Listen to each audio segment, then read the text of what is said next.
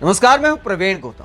दोस्तों, अंधभक्तों का देश बनाने में जुटे गोदी मीडिया के एंकरों की रेस में सुशांत सिन्हा सबसे आगे निकल गए।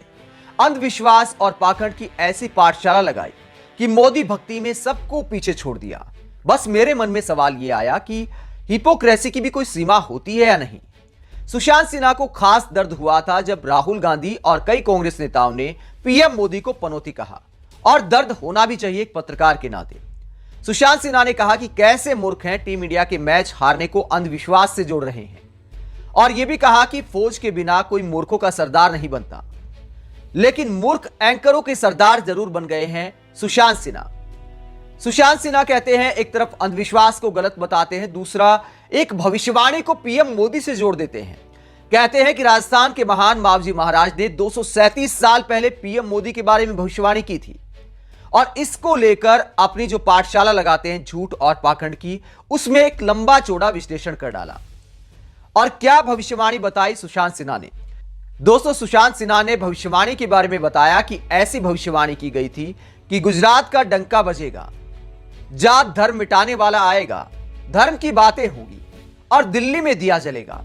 सुशांत सिन्हा ने कहा कि पीएम मोदी ने यह सब करके दिखाया है। मुझे यह सुनकर हंसी आ गई।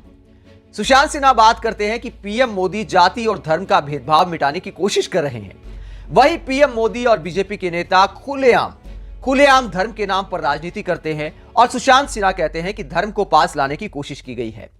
इसके आगे ये भी कहते हैं कि दिल्ली में दिया जलेगा, मतलब इस बात को पीएम मोदी के प्रधानमंत्री बनने से जोड़ दिया। अब मैं सुशांत सिन्हा की भविष्यवाणी को सही साबित करता हूं कि अगर ये भविष्यवाणी वगैरह सही भी होती है तो ये किसके बारे में हो सकता है? यह हो सकता है महात्मा गांधी के बारे में।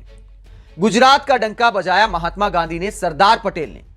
जाति धर्म को पास लाने की भी कोशिश की महात्मा गांधी ने।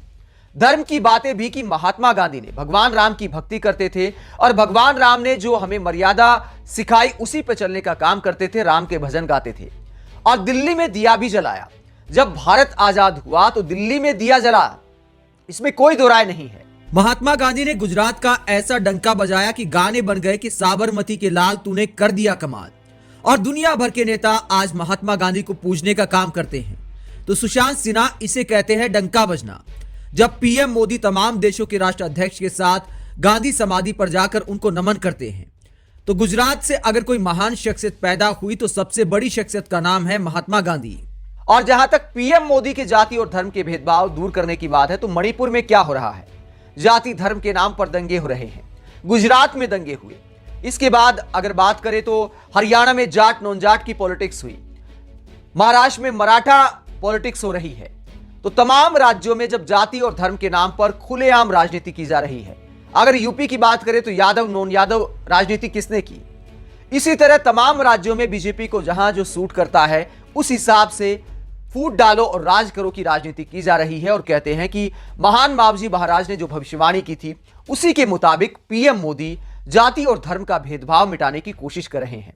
मतलब मोदी भक्ति की भी कोई सीमा होती है। आप सुशांत सिन्हा के ऐसे विश्लेषण को लेकर क्या सोचते हैं कि 21वीं शताब्दी में एक एंकर खुलेआम टीवी के पर्दे पर अंधविश्वास फैला रहा है क्योंकि मोदी भक्ति में आगे निकलना है, बहुत कंपटीशन हो गया है, तो उसमें अगर सबसे बड़ा मोदी भक्त दिखना है तो इस तरह की कहानियां भी बनानी पड़ेगी।